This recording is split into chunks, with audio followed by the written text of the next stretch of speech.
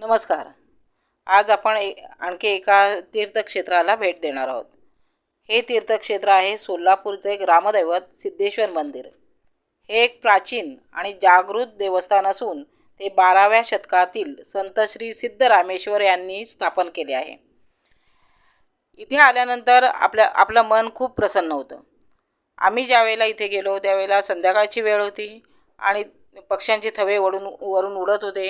आणि हे मंदिर असं आहे की तिन्ही साईडला पाणी, म्हणजे हे तलाव आहे. ते तलावामध्ये हे मंदिर वसलेलं आहे. तिन्ही साईडला पाणी आणि मध्येच हे मंदिर आहे. इथे खूप साऱ्या शिवपिंडी आहेत. सगळ्या शिवपिंडींचे आम्ही दर्शन घेतले. त्यानंतर गणपतीचे दर्शन घेतले.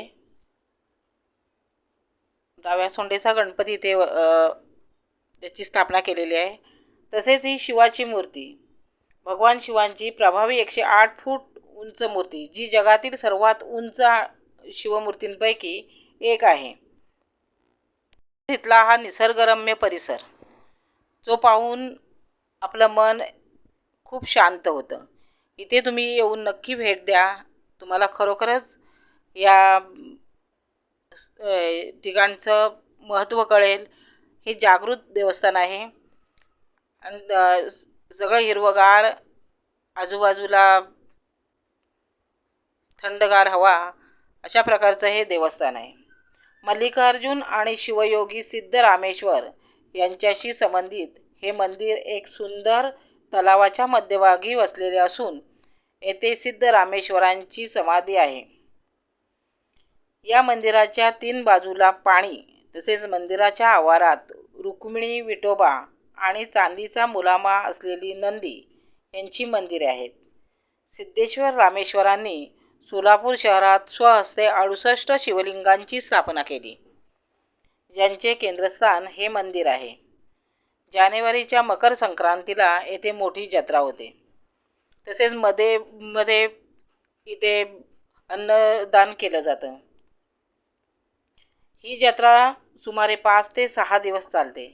या जत्रेत काठी मिरवणूक, पशुदर्शन आणि यात्रेची मुख्य आकर्षण असलेली रंगावली हे सर्व पाहण्यासाठी लाखो भाविक येथे येतात.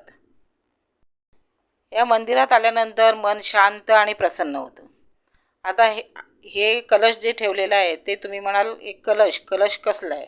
तर कलश हे हुंडी म्हणजे त्याच्यामध्ये आपण जी आपल्याला देणगी द्यायची आहे ती त्या कलशामध्ये टाकायची. अशा प्रकारचं ते कलश आहे. म्हणजे एक प्रकारची ही दानपेटी आहे. अशा प्रकारची ही दानपेटी आहे. हिला हुंडीही म्हणतात. तुम्हाला जे काही दान करायचं आहे ते याच्यामध्ये तुम्ही टाकू शकता.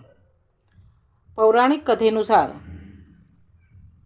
संतांना एक दृष्टांत झाला, ज्यामध्ये त्यांनी सोलापूरचे 68 शिवलिंगे स्थापित करण्याची सूचना केली, ज्याच्या मध्यभागी हे मंदिर दैवी शक्तीचे गर्भ म्हणून असेल.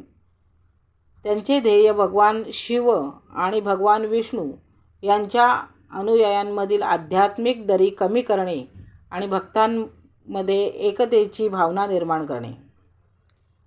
सिद्धेश्वर धामचे मुख्य आकर्षण म्हणजे भगवान शिवाची 108 फूट उंच मूर्ती, जी जगातील सर्वात उंच शिवमूर्तींपैकी एक आहे.